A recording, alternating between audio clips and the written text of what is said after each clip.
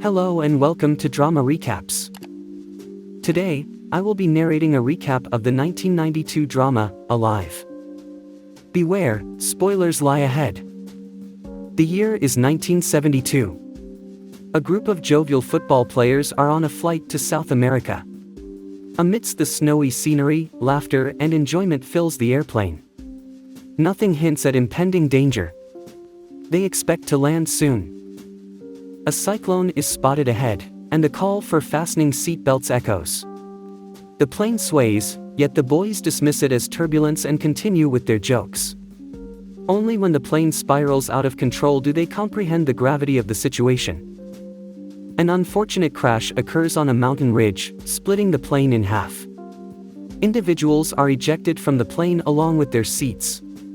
The disastrous landing leaves a cabin full of injured and deceased passengers. Once light-hearted young men now face a grave situation, having to step up and take charge for the sake of survival. One surviving pilot attempts to seek contact via the radio, but in vain. He requests a gun to end his life, but the request is firmly declined. In an attempt to preserve warmth, they strip covers from the seats. As nightfall descends, they realize that sleep would result in hypothermia, given the storm blowing through the gaping hole of the aircraft. Tensions run high as confusion reigns on the course of action to follow. Dawn breaks. More casualties are discovered. The bodies are removed from the aircraft. One passenger, an outsider to the rugby team, points out that the aircraft's radio is of no use given the missing rear. The remaining survivors ration their minimal supplies of wine, chocolate and crackers. Despite the dire circumstances, they remain hopeful for a rescue. A search plane zooms by, but it's too high to spot them. The grim reality sets in. They are not visible. Night descends again. Silence replaces the screams and hysteria. Fear and despair seep in. The following day, Nando wakes up and learns of his mother's passing. His grief is overshadowed by the need to stay strong for his surviving sister, Susanna, who is in a critical condition. Another day goes by, the boys cautiously ration the wine, still clinging on to the hope of a timely rescue. The following morning heralds another flyby of the search plane. The survivors rush out, waving in jubilance. Their elation knows no bounds, believing rescue is imminent. They abandon their rationing, guzzling wine and gorging on chocolate, anticipating a rescue team's arrival post-surviving the night. But no one comes, and their resources run dry. The realization dawns on them that the search plane might not have seen them. Upon inspecting the plane, they find a functional radio. Amidst the static, they get a glimmer of hope. Nando's sister's condition worsens. Upon her passing, Nando resolves to traverse the mountains for help, regardless of the hurdles. Antonio, having heard on the radio that they went unnoticed, supports the idea of embarking on a mountain journey. Exhausted, they trek into the unknown. One of them nearly succumbs to a treacherous snow trap, only to be rescued by a fellow player. The journey proves futile, and they return. The severity of their predicament begins to sink in. Nightly prayers replace light-hearted banter. On the 9th day, following the death of Nando's sister, Antonio shares with Nando the disheartening news from the radio. Fearing it would crush the others' hope, Antonio hesitates to tell them. However, Nando believes the group deserves the truth and encourages them to muster strength for a journey westward, towards Chile. Yet, with their supplies long depleted, strength is in short supply. An unspoken solution hangs in the air, which Nando subtly suggests: they must resort to cannibalism. The idea faces opposition due to disgust and religious beliefs. They are all Catholics. A sleepless night ensues as they wrestle with the moral quandary.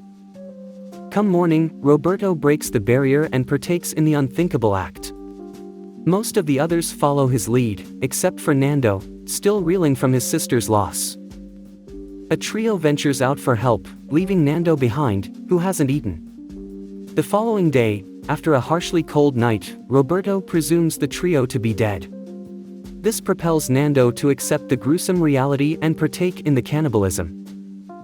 However, the trio returns, having discovered more bodies and navigated down the mountain using makeshift sleds fashioned from chairs.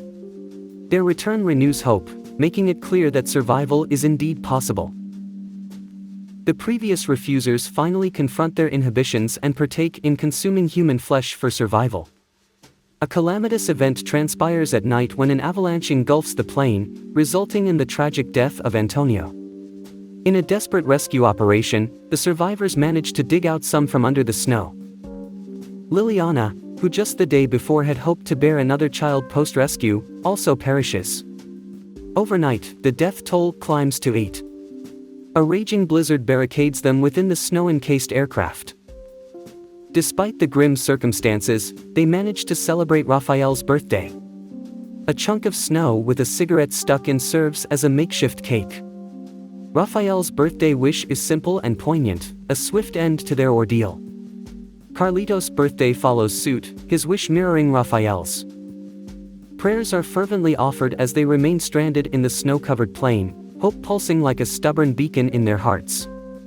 When the blizzard subsides, they wake up to the warming sight of the sun. Carlitos, having been awake, claims to see God in everything, heralding an imminent rescue. Alberto passes away during the night, aged 21, as the 50th day of their ordeal dawns. The grief-stricken Javier, who lost his wife and hadn't partaken in the consumption of human flesh, falls into a pit of despair. Nando reignites hope in him, reminding him of the surviving children and symbolically gifting Eduardo a red shoe, promising they would pair them upon rescue. A search led by the rugby players unearths the remaining portion of the plane, along with additional supplies and food. The group now shoulders the task of bringing back the batteries to send out an SOS signal. However, Nando remains convinced that reaching Chile is crucial. As evening falls, a blizzard blows in, forcing them to retreat to their shelter. Frederico passes away, marking the 61st day of their harrowing survival story. As the cold recedes, some of the survivors teeter on the brink of sanity. Raphael meets his end, nudging Nando and Robert to embark on another journey. Encouraged by Carlitos' optimistic dream, they set off on a challenging trek, circumventing mountains. As they scale one of the peaks, a near-fatal incident befalls them when one almost falls off the edge. Later, while navigating another peak, Roberto slips to the edge of a precipice. Seemingly impossible to save, Nando dashes to his aid and rescues him from the jaws of death. They're at a crossroads, Robert advocating retracing their steps towards a road-like path, while Nando proposes climbing further to scout their way. As Nando ascends, he repeats a self-assuring mantra, envisaging green fields, a sign of civilization. His hope remains unyielding. Roberto follows Nando and is greeted by the sight of snowless mountains, indicating they're on the right path. Overwhelmed, Roberto collapses, his strength spent. However, Nando revitalizes his spirit, reminding him of their resilience against the harsh mountain conditions without food or water. He emphasizes that if death is to claim them, it will only happen on their path forward. Circling around waterfalls, they finally reach a verdant clearing, with Chile in close proximity. One dawn, salvation arrives at the crash site in the form of a rescue helicopter. They are finally saved, their faith, resolve, and spirit having carried them through the ordeal. Homecoming awaits them, the shared experience forever binding them.